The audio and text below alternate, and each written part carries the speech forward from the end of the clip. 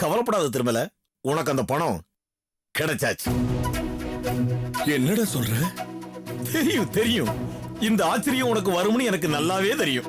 டேய், நான் பழையபடியும் செட்டியாரை போய் பார்த்து பேசினேன். அவருக்கு ஏற்கனவே உனக்கு உதவி செய்யணும் கூட என்ன இருந்திருக்கு.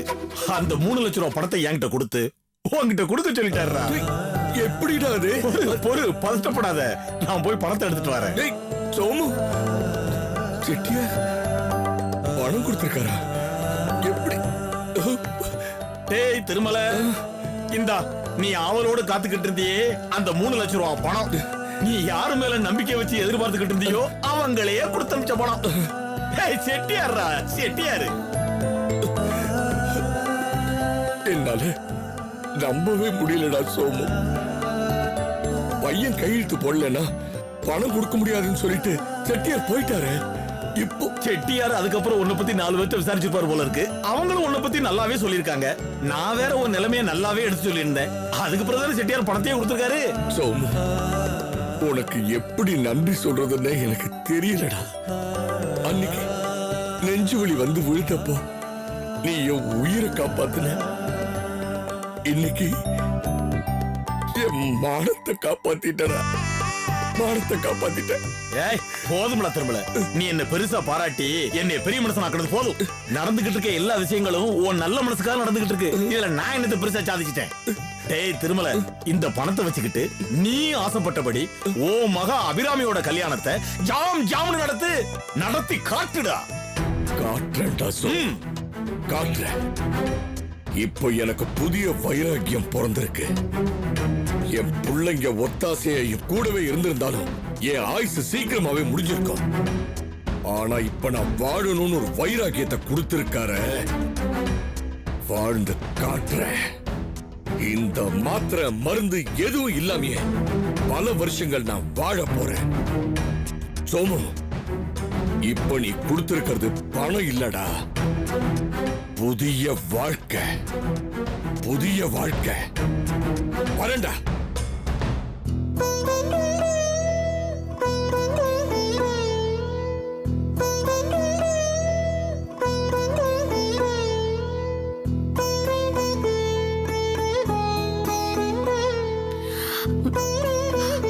ரொம்ப தேங்க்ஸ் அங்கிள். மாமா என்கிட்ட வாங்க மாட்டேன்னு சொன்ன பணத்தை நான் உங்க மூலமா அவர்கிட்ட கொடுத்துட்டேன். எனக்கு இப்பதான் ரொம்ப திருப்தியா இருக்கு. மருமகளுக்கு கஷ்டத்தை கொடுக்க கூடாதுன்னு மாமனார் நினைக்கிறாரு. மாமனார் யார் முன்னாடியும் தலை குனிஞ்சிட கூடாதுன்னு மருமக நீ நினைக்கிற. நல்ல குடும்பம்மா. உங்களை நினைச்சா ரொம்ப பெருமையா இருக்கு.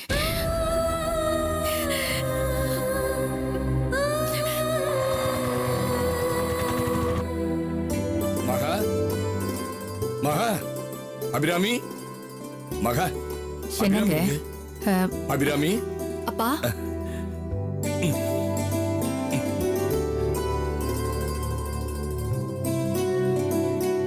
என்னம்மா பாக்குற? உன் கல்யாண பத்திரிகைமா அச்சடிச்சு வந்துருச்சு.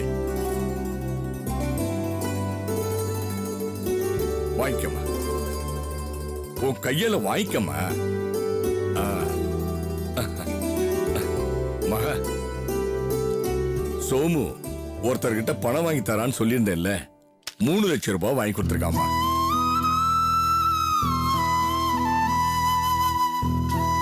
அம்மா, இத சுவாமி கிட்ட வைமா. பெத்த புள்ள கைவிட்டாலும் உயிர் காப்பான் தோழன்னு சோமு யார்கிட்ட இருந்தோ இந்த பணத்தை வாங்கி கொடுத்து பெரிய உதவி செஞ்சிருக்காமா. வாமா வா.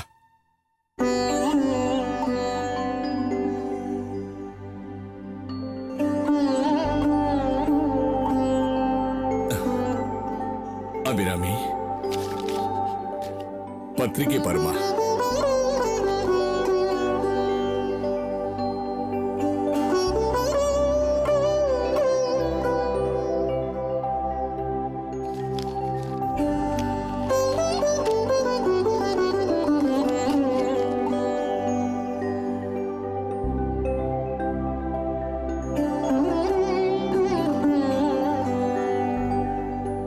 எப்படிமா இருக்கு?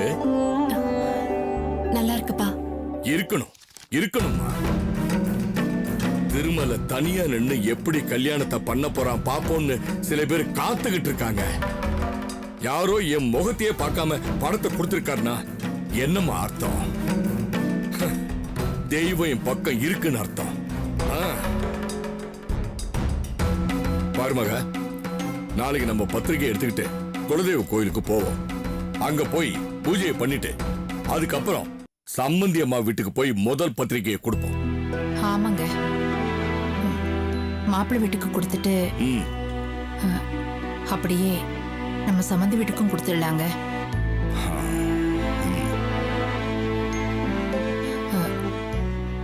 அப்படியே நம்ம பிள்ளைங்களுக்கும்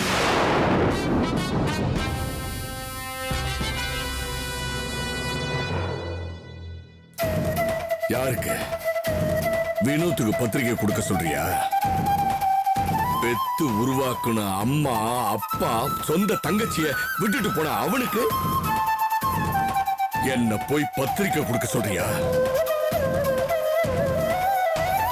அவனை நான் தலை முடிக்கிட்டேன் மகன்.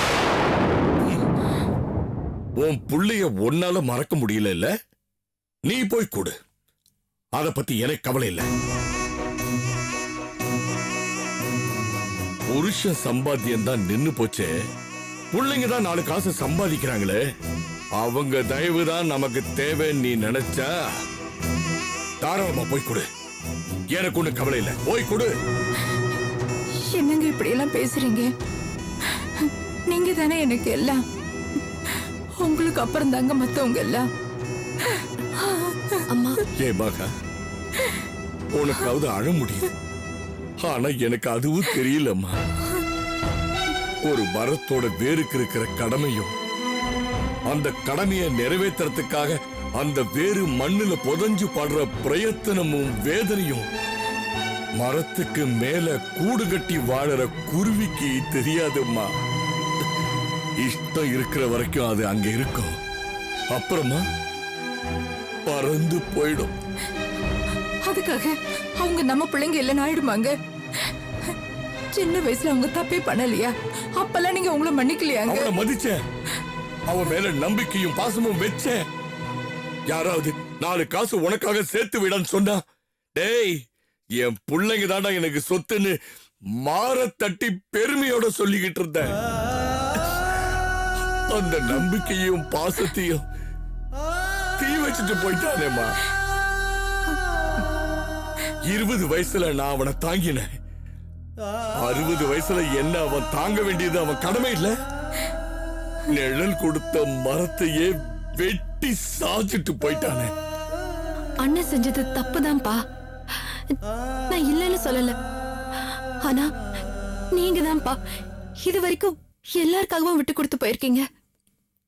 விட்டு கொடுத்தவங்க கெட்டு போனதில்ல, கெட்டு போனவங்க விட்டு கொடுத்ததில்லன்னு நீங்க தானேப்பா அடிக்கடி சொல்லுவீங்க.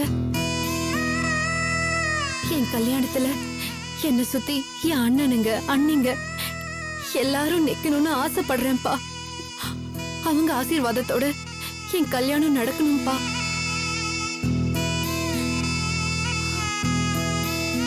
நான் இந்த வீட்டை விட்டு போறதுக்குள்ள நம்ம குடும்பம் மறுபடியும் ஒண்ணு சேரணும்னு நான் ஆசைப்படுறேன்ப்பா.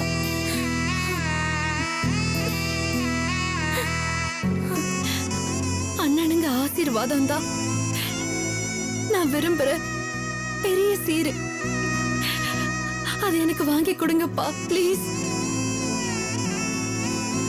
நான் இந்த வீட்டை விட்டு போகும்போது உங்க நிம்மதி எல்லாத்தையும் அழிச்சிட்டு போறேனோன்னு உறுத்தலா இருக்கு. அப்பா கடைசி வரைக்கும் பிள்ளைங்க பேரன் பேத்தின்னு சந்தோஷமா இருக்கணும். அண்ணனுங்க 2 பேரும் உங்களை கஷ்டப்படுத்திட்டு போயிட்டு தான் நீங்க சொல்றீங்க. ஆனா என்ன பொறுத்த வரைக்கும் அவங்களுக்கெல்லாம் மேல நான் தான்ப்பா உங்களுக்கு பெரிய கஷ்டத்தை கொடுத்துட்டேன். பெரிய அண்ணன் இந்த மாதிரி பிரிஞ்சு போனதுக்கு காரணமே என்னோட கல்யாணம் தானே. கூட பிறந்த உறவுகளே இப்படி பிரிஞ்சு கிடக்குற இந்த நேரத்துல எனக்கு ஒரு புது உறவுன்னு வந்தா அதுல எனக்கு சந்தோஷம் இருக்குமாப்பா? இப்படி அருகுற சந்தோஷத்தோட தான் நான் கடைசி வரைக்கும் வாழணும்னு நீங்க ஆசைப்பட்டீங்கன்னா அவங்க இல்லாமலே என்ன அனுப்பி வைங்க. இல்லாத சந்தோஷத்தை இருக்கிற மாதிரி காட்டிக்கிறதுக்கு உங்க பொண்ணுக்கு நீங்க கத்த கொடுக்கலப்பா, கத்த கொடுக்கல. அபிராமி வேண்டாம் வேண்டாமா, போதுமா, போதும் போதும். உன் கண்ணுல கண்ணீரை பார்க்க முடியாதுமா, எனக்கு முடியாது. என் புள்ள பேசின பேச்சை விட உன் கண்ணுல வர கண்ணீர் எனக்கு அதிகமா வலிய கொடுக்குமா, அதிகமா வலிய கொடுக்கும். சரி விட்டு கொடுத்து உனக்காக ஏன் அபிராமிக்காக நான் எல்லாத்தையும் விட்டு கொடுத்துறேம்மா. கோபம் தாபம் எல்லாத்தையும் விட்டுடுறேன். நான் போறேன்ப்பா, நான் போறேன். உங்க அண்ணன் வீட்டுக்கு நான் போறேன். போய் பத்திரிகையை கொடுத்துட்டு கல்யாணத்துக்கு வாங்கப்பா. உன் தங்கச்சி ஆசீர்வாதம் பண்ணுப்பா. அது அவளுக்கு சந்தோஷத்தை கொடுக்கணும் நான் அவனுக்கு சொல்ல போறேன், கூப்பிட போறேன்மா. ஆனா நீ மட்டும் இனிமே உன் கண்ணது கண்ணீர் வரக்கூடாது. டேய் டேய், நீ சந்தோஷமா இருக்கணும்மா, சந்தோஷமா இருக்கணும்.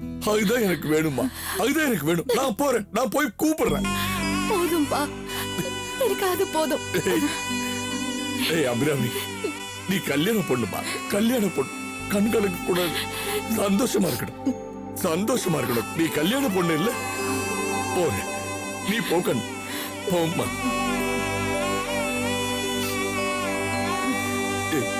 மகா, இந்த சின்ன பொண்ணு அபிராமி மனசுக்குள்ள எவ்வளவு சோகத்தை வச்சுக்கிட்டு அவ எங்கேயோ இருக்கா. நான் மகா, உண்மையாவே உன் மனச நான் ரொம்ப கஷ்டப்படுத்திட்டேமா, என்ன மன்னிச்சிருமா. என்னங்க நீங்க பெரிய பெரிய வார்த்தையெல்லாம் பேசிக்கிட்டு? அப்படிலாம் ஒண்ணு இல்ல. என்ன மன்னிச்சிரு, என்ன மன்னிச்சிரு. அக்கா, சம்பந்திமா, அடட சம்மதிமா, வாங்க வாங்க வாங்க. என்னங்க எதுக்கு இதெல்லாம்? வாங்க மீனாட்சி, உட்காருங்க. பரவாயில்லைங்க. உட்காருங்க, நீங்க முதல்ல உட்காருங்க. மீனாட்சி நீயும் உட்காரு. இருங்க வர.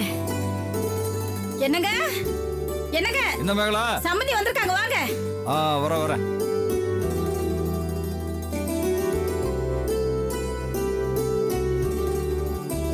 வாங்க சம்பந்தியம்மா. வணக்கங்க. உட்காருங்க.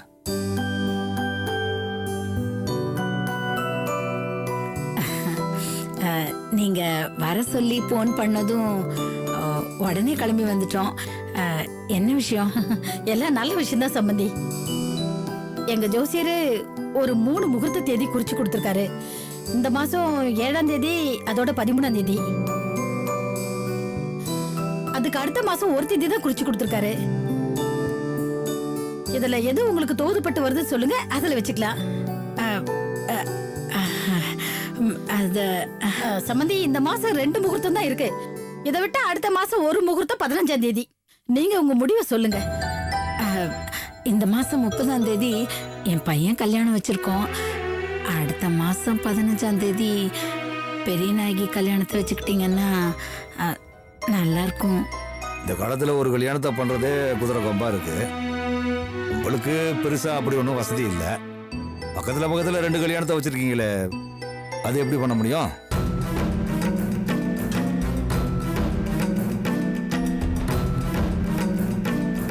இதுல என்னங்கய்யா, இவங்க பையன் கல்யாணத்தை பொண்ணு வீட்டுல பண்ண போறாங்க. அப்புறம் பெரிய நாயகி கல்யாணத்துக்கு நகை நட்டெல்லாம் ஏற்கனவே வாங்கி வச்சாச்சு. கல்யாணத்தை தான் நீங்க கோயில்ல வச்சு பண்ணிக்கிறேன்னு சொல்லிட்டீங்க. அப்புறம் என்னையா? அம்மா வாங்க மாப்பிள்ள, நல்லா இருக்கீங்களா? நீங்க உட்காருங்க. இல்ல பரவாயில்ல, நீங்க உட்காருங்க. ஐயோ அத்தை, முதல்ல நீங்க உட்காருங்க. உட்காருங்க. என்னப்பா பிரகாஷ், ஒப்பு தாம்பல் அன்னைக்கு நீ வராம போயிட்ட. அது ஒண்ணுதான் குறையா இருந்துச்சு. பெரிய நாயகி கூட நீ வருவன்னு ரொம்ப எதிர்பார்த்துட்டு இருந்தா தெரியுமா?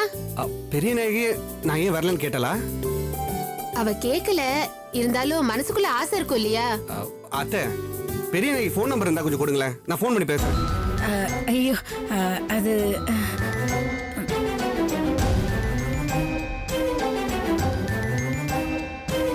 கட்டிக்க போற நான் பேசல, ஏன் இவ்வளவு யோசிக்கிறீங்க? கொடுங்க மீனாட்சிக்கா, நீங்களே நம்பர் சொல்லுங்களேன். சொல்லுங்கக்கா. 98419 30251.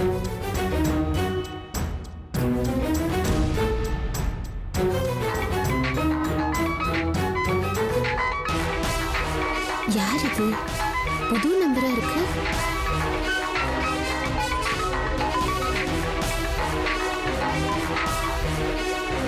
ஹலோ,